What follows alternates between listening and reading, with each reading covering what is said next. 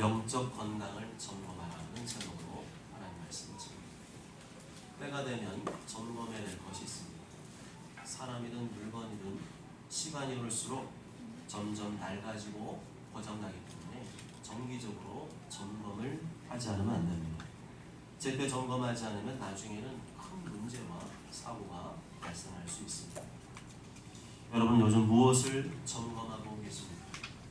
나는 무엇을 점검해야 한다고 생각하십니까? 저는 요즘에 두 가지를 점검해야 된다 생각하고 있습니다. 첫째는 자동차 검사입니다. 1년에 한 번 정비소에 가서 자동차 검사를 받아야 되는데 그때가 바로 지금입니다. 둘째는 건강검진입니다. 학생은 3년마다 한 번씩 학교에서 검진을 받고요. 만 19세 이상부터 64세 미만인 분들은 2년에 한 번씩 건강검진을 받게 되는데 그 해가 바로 올해입니다. 그런데 이보다 더 중요한 점검이 있다는 사실을 아십니까? 그것은 바로 나의 믿음과 영적 건강을 점검하는 것입니다. 오늘 본문 1절에 보면 일곱째 달에 이르면 그 달 초하루에 성회로 모이라 말씀합니다. 또한 7절에 보면 일곱째 달 열흘날에는 너희가 성회로 모일 것이오라고 말씀합니다. 일곱째 달 그 달 초하루는 나팔절을 말합니다. 일곱째 달의 10일은 대속죄일을 말합니다. 그때가 되면 아무 노동도 하지 말고 성회로 모여라. 빈손으로 모이지 말고 하나님 앞에 거룩한 제물을 준비하여 하나님께 예배를 드려라 말씀합니다. 이스라엘의 이 7번째 달에는 주요한 절기가 집중되어 있습니다. 나팔절, 대속죄일, 또 장막절 이런 것들이 한꺼번에 그 시기가 되면 집중적으로 포진해 있습니다. 지금으로 치면 9월과 10월 달에 해당되는 시기입니다. 이 시기는 한 해의 모든 수확을 끝낸 시기입니다. 여유가 좀 있는 시기죠. 그렇기 때문에 육체의 쾌락과 방종과 유혹에 빠지기가 쉬운 때이기도 합니다. 바로 그때 하나님께서는 이런 여러 절기를 세트로 정해놓으시고 백성들의 영적 침체를 예방하려고 하신 것입니다. 그렇습니다. 영적으로 해이해지고 침체가 되었다고 느낄수록 우리 오늘 말씀대로 거룩한 성회로 모여야 됩니다. 거룩한 성회를 통하여 하나님께 더 가까이 나가야 됩니다. 영적으로 느슨해졌을 때야말로 더 거룩한 성회로 모이기를 힘써야 될 때인 줄 믿습니다. 이렇게 구약의 모든 절기는 그냥 모여라가 아니고 이스라엘 백성들의 영적 건강을 점검하기 위한 것이었습니다. 우리의 신앙생활을 나태함과 게으름 속에 계속 방치하면 반드시 고장나고 문제가 생기기 때문에 계속 정기적으로 점검을 받아야 하는 것입니다. 그때가 언제라는 거예요? 구약의 안식일과 어떤 여러 절기였다는 것입니다. 당시 안식일과 절기를 지키는 문제는 선택이 아니라 의무였습니다. 이것은 마치 내 자동차는 아무 문제가 없어요. 아직도 잘 나가요.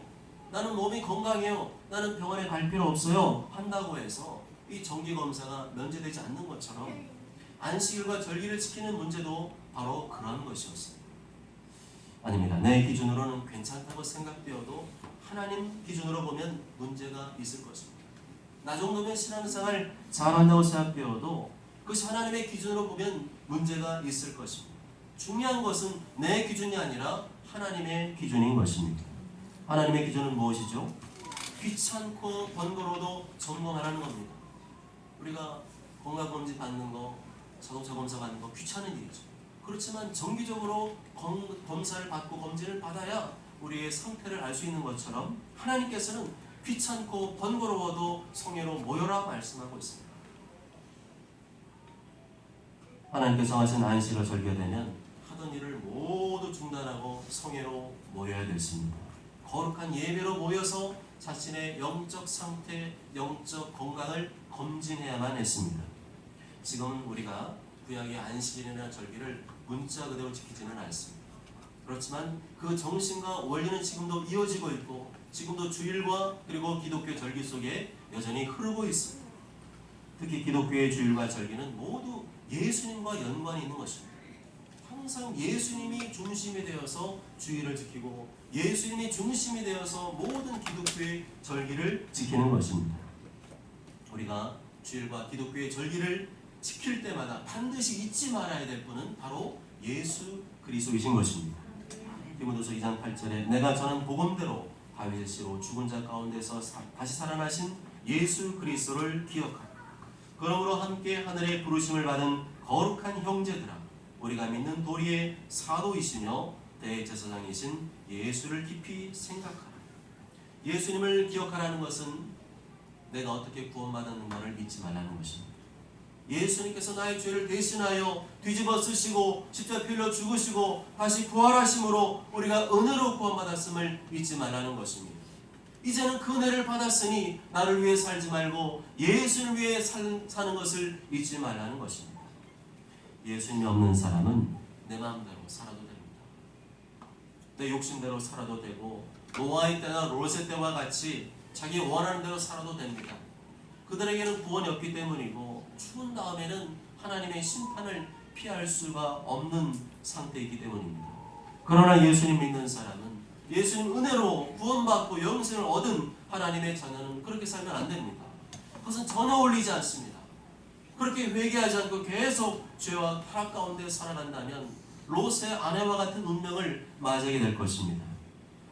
rom 11장 31절 32절에 그날에 만일 사람이 죽음 위에 있고 그의 세간이 그 집 안에 있으면 그것을 가지러 내려가지 말 것이요 밭에 있는 자도 그와 같이 뒤로 돌이키지 말 것이니라. 롯의 철을 기억하라. 예수님 믿는 사람이 롯의 아내와 같이 자꾸만 뒤돌아보며 세상에 미련과 소망을 두는 것은 합당하지 않다는 것입니다. 마치 자신의 얼굴에 똥을 바르고 다니는 사람과 다를 바가 없다는 겁니다. 내가 만일 얼굴에 똥을 바르고 다닌다면 사람들이 뭐라고 하겠습니까? 사람들이 나를 향해서 미친 사람, 정신병자라고 하지 않겠습니까? 예수님 믿는 사람이 예수님 말씀대로 살지 않고 내 마음대로 살고 내 욕심과 정대로 살고 그렇게 살아간다면 세상 사람들이 볼 때는 얼굴에 똥칠하고 다니는 사람과 다를 바가 없다는 겁니다. 이분은 예수님 말하고 천국을 말하고 다니면서도 다른 사람 미워하고 용서하지 않고 양보하지 않고 너무 과도한 욕심과 탐욕을 부리며 살고 그렇게 살아가는 이기적인 모습은 전혀 어울리지 않는 것이고 그렇게 사는 모습은 얼굴에 똥을 칠하고 사는 것과 다를 바가 없는 것입니다. 예수님 믿는 사람이 예수님 믿는 사람답게 살지 않으면 나만 욕을 먹는 것이 아니라 교회 전체가 욕을 먹게 됩니다. 기독교 전체가 욕을 먹게 되고 하나님의 영광을 가리우게 됩니다. 예수님 믿는 사람이 예수님 믿는 사람답게 살아갈 때에만 하나님이 영광을 받으시는 것입니다. 믿지 않는 사람들이 그런 나의 모습을 보며 감동을 받고 마음을 열고 예수님을 영접하고 그들도 하나님께 영광을 돌리게 되는 것입니다. 마태복음 5장 16절과 베드로전서 2장 12절에 보면 이같이 너희 빛이 사람 앞에 비치게 하여 그들은 너희 착한 행실을 보고 하늘에 계신 너희 아버지께 영광을 돌리게 하라. 너희가 이방인 중에서 행실을 선하게 가져 너희를 악행한다고 비방하는 자들로 하여금 너희 선한 일을 보고 오시는 날에 하나님께 영광을 돌리게 하려 합니다. 그렇게 내가 지금 예수님 똑바로 믿고 있는가? 또 내가 예수님 잘 믿고 있는가? 점검하는 시간이 언제라는 겁니까? 지금의 주일과 기독교 절기라는 것입니다. 그날은 지켜야 되고 안 지켜야 되는 것이 아니고 반드시 지켜야 되는 영적 건강검진의 날인 것입니다. 내가 볼 때는 별거 아닌 것 같아도 매 주일마다 매 절기 때마다 자신의 신앙생태를 점검받은 사람과 그렇지 않은 사람은 많이 다릅니다. 시간이 흘러갈수록 더 많이 다릅니다. 이것은 마치 정기적으로 차량 검진을 받고 수리를 제때한 차를 타고 다니는 사람과 그냥 고장난 상태로 계속 차를 몰고 다니는 사람과 같습니다. 신앙의 왕도는 없습니다. 신앙의 지름길은 없습니다. 항상 정기적으로 주일과 절기를 지키며 자신의 영적 건강을 점검하는 길만이 최상의 신앙 상태를 유지하는 비결인 줄 믿습니다. 하나님께서는 오늘 본문에서 어떤 식으로 나팔절과 대속죄일을 지키라고 말씀하셨습니까? 첫째는 성회로 모이라고 하셨습니다. 일곱째 달에 이르러는 그달 초하루에 성회로 모이고 일곱째 달 열흘날에는 너희가 성회로 모일 것이요. 신앙생활은 혼자 사는 게 아니죠. 교회 안 나가고 혼자 신앙생활하는 것은 성경에 근거한 신앙생활이 아니라 자기 마음대로 신앙생활하는 것입니다. 거룩한 성회로 모여서 다 함께 예배를 드리며 교제하며 섬기는 것이 성경에서 말하는 교회생활, 신앙생활인 것입니다. 교회는 주님의 몸이라고 알고 있지 않습니까? 교회 주님의 몸인데 어떻게 내 마음대로 나가고 떨어지고 나가고 싶으면 나가고 안 나가고 싶으면 안 나가고 할 수 있습니까? 어떻게 몸에 붙어있지 않고 그냥 혼자서 따로 노는 손가락 발가락처럼 그렇게 신앙생활 할 수 있습니까? 어떻게 인터넷으로 예배를 드리면서 내가 주님의 몸된 교회에 붙어있다고 말할 수 있습니까? 그렇게 신앙생활을 하면서도 어떻게 내가 바르게 건강한 신앙생활을 하고 있다고 말할 수 있습니까? 그러다가 병나는 거죠. 교회의 정체는 무엇입니까? 예수님 믿는 사람들이 한자리에 모이는 것입니다. 서로 얼굴을 마주보며 대화하며 교제하는 것, 각자의 몫을 높여 기도하며 찬양하는 것, 목사의 설교를 들으며 한자리에서 동시에 은혜를 받는 것이 교회인 것입니다.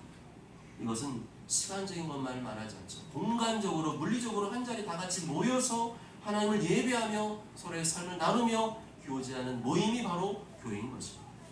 교회는 한마디로 말하면 함께하는 겁니다. 손과 발이 따로 놀지 않는 것처럼 몸뚱아리가 움직이면 같이 함께하는 겁니다. 예배 시간에만 함께하는 것이 아니라 모든 교제와 활동에도 함께하는 것입니다. 각종 봉사, 캠페인, 야유회, 기도의 모든 교회 행사에 함께하는 것입니다. 그것이 바로 주님의 몸된 교회에 붙어있는 바람직한 교회 생활인 것입니다. 하나님께서도 그것을 강조하셨습니다. 신앙생활의 가장 기본은 모이는 것입니다. 하나님 예배하는 성회로 다 함께 모이는 것이 건강한 신앙생활의 기본임을 강조하셨습니다. 성회로 모이고 너희가 성회로 모일 것이요.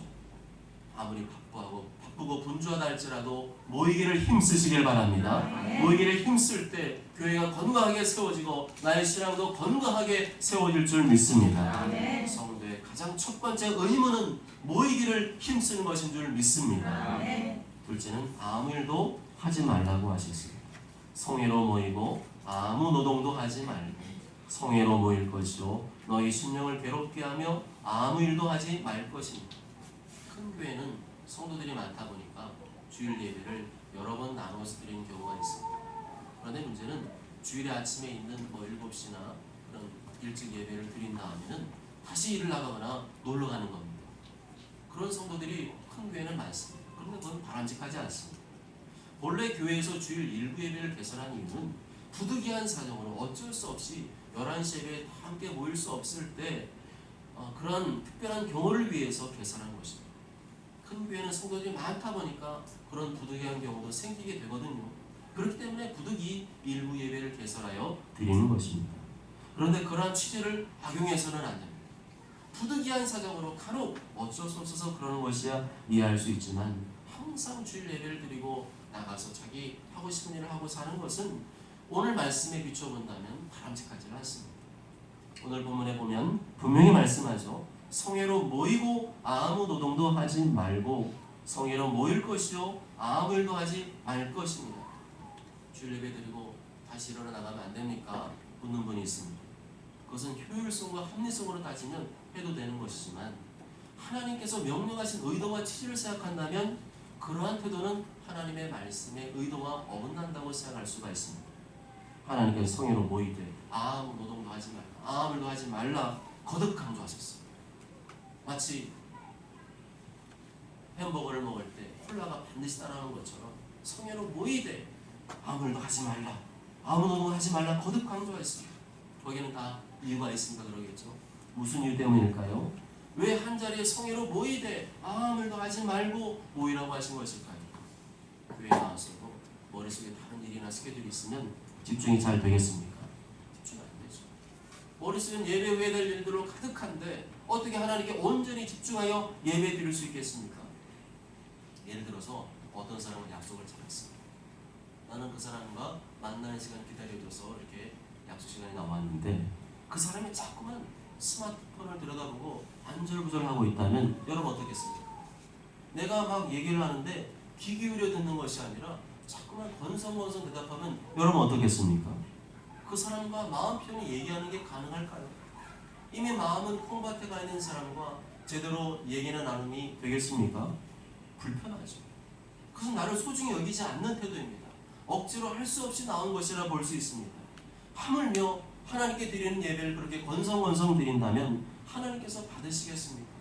하나님의 위엄과 영광에 걸맞는 온전한 예배를 드리기 위해서는 온 마음과 정성을 다해 집중하여야 되는데 그렇지 않고서 어떻게 온전한 예배를 드릴 수 있겠습니까? 성회로 모이고 아무 일도 하지 말라고 하신 것은 존귀하신 하나님께 대한 예의를 합당하게 갖추라는 것입니다. 다른 모든 스케줄을 접어들고 하나님께만 온전히 집중하여 예배 드릴 때, 성도들과 은혜를 나눌 때, 그것이 바로 하나님 앞에서 바른 자세이고 예의라는 것입니다. 간혹 식당이나 가게 문 앞에 보면 주일은 쉽니다 이렇게 당당하게 편말을 거는 분들이 있죠. 그것을 보면 여러분들은 무슨 생각이 드시던가요? 저는 그것을 보면 감동이 되더라고요. 저렇게 당당하게 표현한다는 것은 어떤 가게의 영업이나 이익의 손실을 감수하고 하는 것일 텐데 저렇게 믿음으로 하는 모습이 너무나 제가 볼 때는 감동이 되었습니다. 그래서 그런 가게를 한번 딱 보고 나면 여기는 믿음의 크리스찬의 기업이구나. 그러면 내가 이 가게를 더 이용해야 되겠다. 그런 마음이 자동적으로 들게 되어 있습니다. 우리 여기 저쪽 법원 쪽에 있는 성경 할인마트라고 있어요. 안성 성경마트. 봤더니 처음에 이렇게 십자가 표시가 이렇게 되어 있길래 좀 이 십자가가 좀 이상하다 그랬어요. 그래서 그냥 폼으로 했나? 그래서 오늘 그 오후에 마트에 갔는데 마트 안에 막 찬양이 울려 퍼지고 있어요. 찬양을 얼마나 세게 듣는지 깜짝 놀랐습니다. 보통은 이렇게 잔잔한 찬양 틀어놓잖아요. 아니 거기는요 대놓고 그 찬양 그 예배 집회 찬양 있잖아요. 할렐루야 주님을 찬양합시다. 우리 다 함께 박수를 주를 찬양합시다. 그걸 틀어놓은 거예요. 아마 정말 거부감 가진 사람들은 내가 여기는 다시 안 올 거야 그런 생각이 들 정도였을 것 같아요. 그런데 저는 어땠을까요? 너무 감동이 됩니다. 그 사장님이 권사님이라고 알고 있거든요. 되게 커요. 권사님이라고 알고 있는데 권사님이 정말 그 당당하게 찬양 틀어놓은 모습을 보고 야 예전에는 좀 물건이 비싸가지고 참 믿음의 기업이라도 좀 가격이 꺼내주려고 그랬는데 이제는 가격도 다 다운시키고 합리적인 가격에 친절한 서비스에 좋은 품질의 제품을 갖다 놓으니까 어때요? 마음이 정말 내가 가급적이면 여기를 이용해 드려야 되겠다. 그런 마음이 들었습니다. 바로 주일을 비롯한 모든 예배에 집중하기 위해서 성도와의 교제, 섬김에 집중하기 위해서 그런 일을 중단하는 것은 하나님을 믿는 신앙의 행위라고 볼 수밖에 없습니다. 하나님을 하나님으로 인정하는 것, 또 교회를 내 몸처럼 사랑하고 아끼는 그런 신앙적인 행위에서 비롯된 것입니다. 내가 먼저 그런 모습을 보여야 될 줄로 믿습니다. 성회로 모이기 위해 하던 일을 중단하고 예배와 성도와의 교제와 교회를 세운 일에 집중하기 위해 그런 신앙적인 행위와 결단이 필요한 줄로 믿습니다. 우리 할 수만 있으면 주일 예배뿐만 아니라 새벽 기도회와 수요일 기도회로 모이는 일에도 힘써야 됩니다. 성도가 자꾸만 모여서 예배를 드릴수록 위로부터 보시는 강한 성령의 임재를 경험할 수가 있습니다. 만일 부득이한 사정으로 그런 것이 어렵다면 어디까지나 부득이한 겁니다. 부득이한 사정으로 새벽 기도나 수요일 나온 것이 어렵다면 우리는 주일을 하루만이라도 아무 일도 하지 말고 온전히 하나님께 집중하고 하나님의 말씀을 들으며 자신의 영적 건강, 영적 상태를 점검해야 될 줄로 믿습니다. 예수 믿는 성도들과 사랑의 교제를 나누는 것은 행복한 일입니다. 그냥 혼자 신앙생활하는 사람 외롭고 쓸쓸합니다. 근데 함께 신앙생활하면 서로 위로해주고 서로 마음을 받아주고 함께 기도해주고 서로 움직이면서 대화하면서 마음의 기쁨을 누릴 수 있습니다. 그게 바로 하나님께서 묶어주신 교회의 참된 모습입니다. 하나님께서 6일 동안 천지를 창조하시고 7째 날에는 아무 일도 하지 말고 쉬라고 하셨어요. 쉰다는 것은 하던 일을 멈추는 것을 말합니다. 주일은 멈추는 것입니다. 그 대신 하나님과 교회에 집중하며 자신의 영적 건강을 점검하는 시간입니다. 하나님과 그분의 말씀을 잊어버린 채 그저 세상에서 바쁘고 분주하게 산다면 내 영은 어느새 병들게 되고 내 믿음은 퇴보하게 될 것입니다. 어려운 시험이나 문제가 닥쳤을 때 그것을 이겨낼 만한 힘과 능력이 없어서 그 자리에 주저앉게 될 것입니다. 그래서 하나님께서는 하던 일을 멈추고 성회로 모여 하나님께 집중하라고 말씀하신 것입니다. 하나님 말씀을 들으며 자신의 영적 건강 상태를 돌아보고 재충전하라고 하신 것이고 성도의 교제를 통해 섬김을 통해 교회를 세우라고 하신 것입니다. 이러한 영적 점검을 미루지 마시기 바랍니다. 내 믿음이 병들고 약해지기 전에 하던 일을 멈추고 예배에 집중하시기 바랍니다. 설교 말씀을 듣고 성도를 교제하며 함께 교회를 섬긴 일에 집중하시기 바랍니다. 그것이 바로 성경이 말하는 영적 건강의 최고의 처방전인 줄 믿습니다. 셋째는 하나님께서 정하신 제물을 바치라고 하셨습니다. 2절부터 6절 그리고 8절부터 11절까지의 내용은 전부 다 무엇입니까? 제물에 관한 것입니다. 전부 다 수송아지, 순양, 어린 양, 염소를 바쳐라. 몇 마리씩 바쳐라. 번제, 소제 이런 내용들, 예물을 어떤 식으로 바쳐라 이런 내용들로 가득합니다. 오늘의 분량만을 놓고 본다면 거의 전부 다 제물에 관한 내용입니다.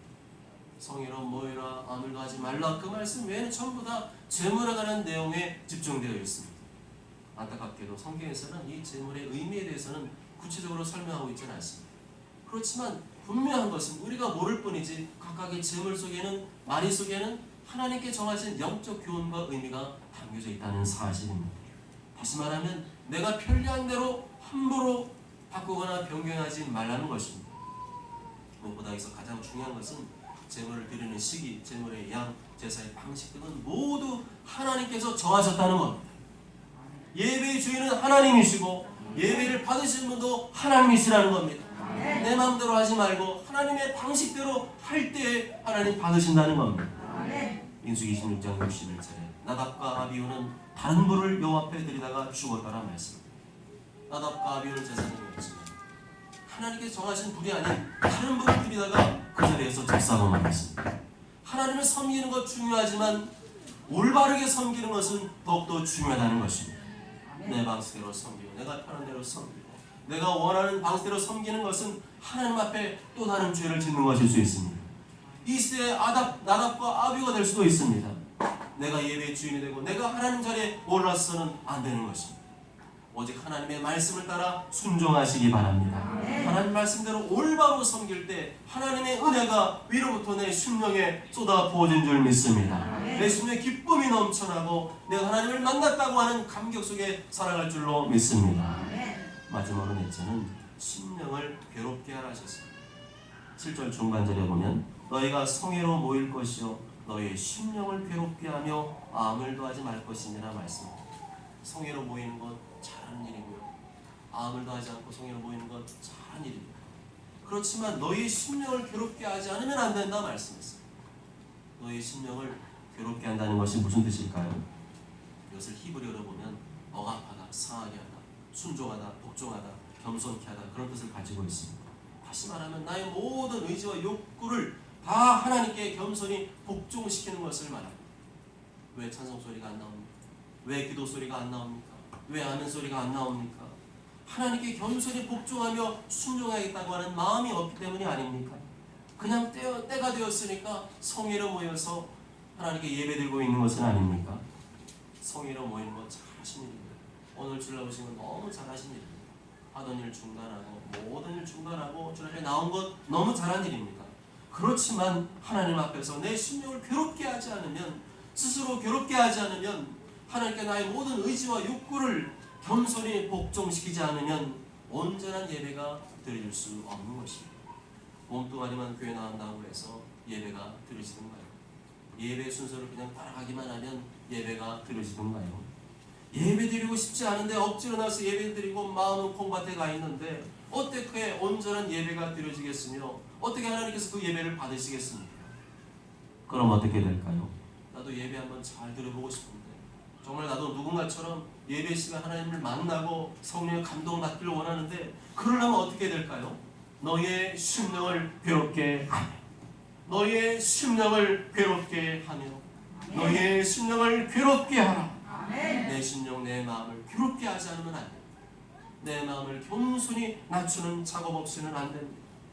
마치 제물이 하나님 앞에 바치기 위해서는 피 흘려 죽임당하지 않으면 안 되는 것처럼 하나님 앞에 철저히 나의 자아가 죽어지고 복종되지 않으면 온전한 예배는 될 수가 없는 것입니다. 그러기 위해서는 내가 지난 한 주간 지은 죄를 애통한 마음으로 회개해야 됩니다. 예수님께서 나의 죄 때문에 피 흘려 죽고 있었는데 내가 또다시 세상의 죄 가운데 살아가고 하나님의 은혜에 보답하는 삶이 아니라 오히려 십자가를 더럽힌 죄를 생각하며 애통한 마음으로 자기의 심령을 괴롭게 해야 될 줄로 믿습니다. 내가 다시는 그러한 죄를 짓지 않으리라. 다시는 예수님 마음을 아프게 하지 않으리라. 난 오로지 주의 말씀대로 복종하며 살리라. 이러한 각오로 자신의 마음을 괴롭게 할 때 하나님께서 기뻐 받으시는 예배가 될 줄로 믿습니다. 이렇게 내 심령을 괴롭게 하며 예배 드릴 때 위로부터 하나님의 은혜가 내 심령에 쏟아부어지고 내 마음속에 기쁨과 평강이 흘러넘치고 예배 시간에 내가 하나님 만났구나 하는 감동이 있을 줄 믿습니다. 사랑하는 여러분, 혹시 영적으로 나태해지고 느슨해졌습니까? 예배에 집중하지 못하고 다른 일에 마음 뺏기지는 않습니까? 그때야말로 육체 정욕과 방종과 쾌락이 들어오기 쉬운 가장 위기의 때입니다. 그때야말로 영적으로 점검을 받아야 될 때입니다. 그때야말로 거룩한 성회로 모이기를 힘써야 될 때입니다. 그때야말로 내 힘으로 이기며 극복하기 어려운 때이므로 거룩한 성회로 모이기를 힘써야 할 때입니다. 과감하게 하던 일을 중단하고 거룩한 성회로 모이기를 힘써야 할 때입니다. 특히 내 심령을 괴롭게 하며 예배에 집중해야 합니다. 자복하고 회개하며 예수님 앞에 온전히 회개해야 될 때입니다. 나의 모든 의지와 욕구를 하나님께 겸손히 복종시켜야 할 때이고 나를 구하신 예수님 앞에 찬양과 영광을 올려드려야 할 때입니다. 그럴 때 위로부터 하나님의 은혜가 내 심령에 쏟아부어진 줄 믿습니다. 상이 줄 수 없는 기쁨과 평강이 내 마음을 뒤덮게 되는 줄 믿습니다. 어쩌자는 하나님께서 정하신 이 주일과 기독교 절기, 이것이야말로 나의 영적 건강을 점검하는 중요한 때임을 기억하시고 하던 일을 중단하고 심령을 괴롭게 하여 성회로 모이는 일에 힘쓰게 되시길 주님의 이름으로 축복합니다.